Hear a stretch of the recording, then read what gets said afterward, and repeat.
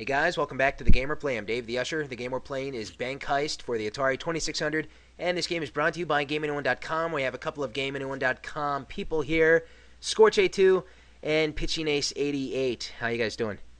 Scorch! Doing good.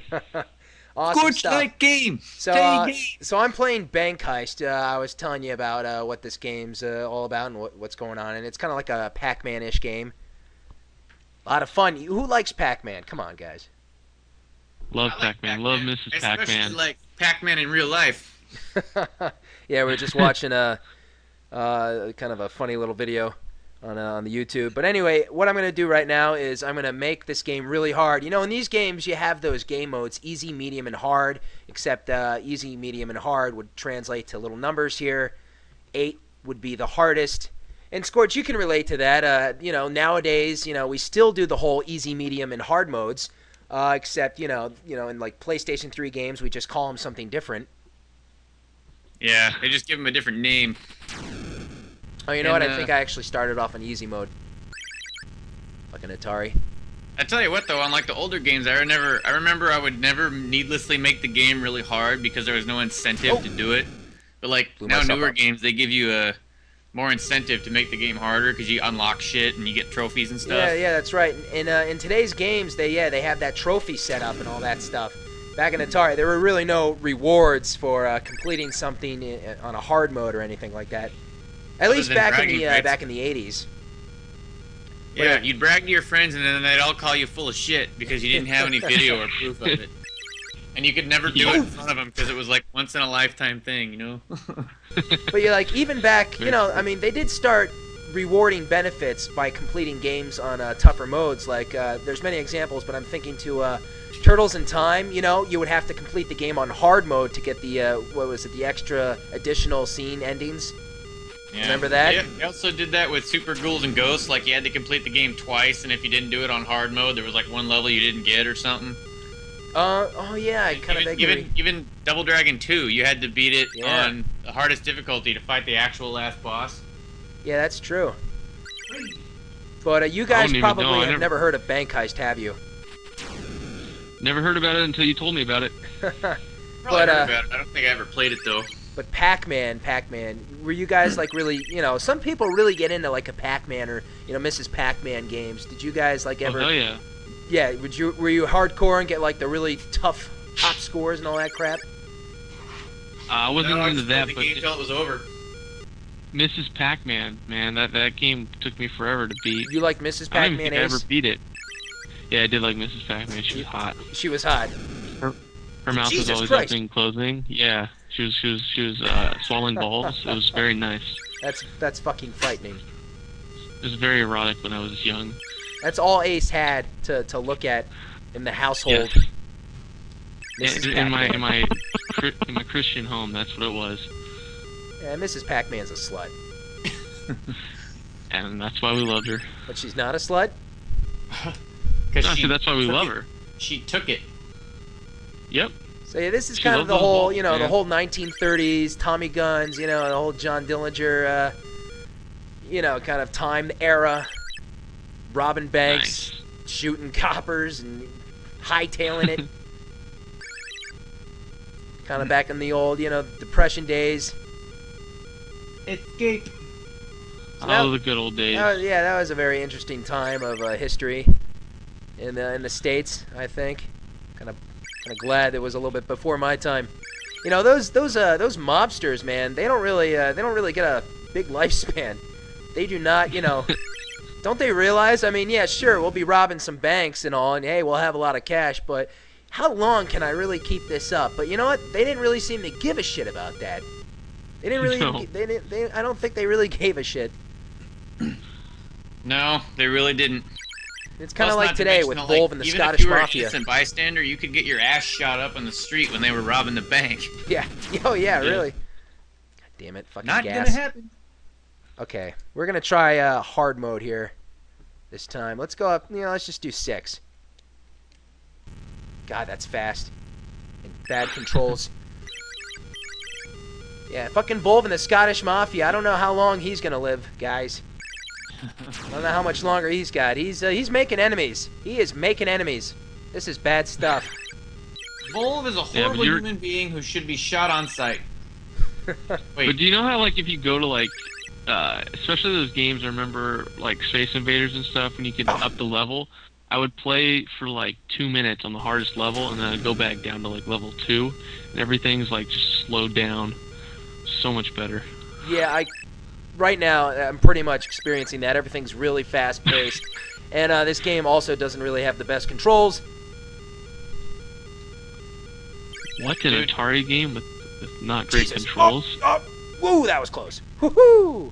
I'm playing Super Mario Brothers on my NES, and I haven't played it in, like, I don't know, 6 years. Talk about shitty controls. Yeah. Totally not used to it. I'm running out of gas. Not good. No! Oh, where'd that car that appeared out of nowhere? That's fucking bullshit. I'm actually doing pretty well. I still got a lot of lives left. Jesus! Crap, almost died. Jesus! Oh, I think I blew myself up. Jesus! Jesus! Jesus! No, I didn't say hey Zeus, I said hey Zeus! All these levels look alike, man.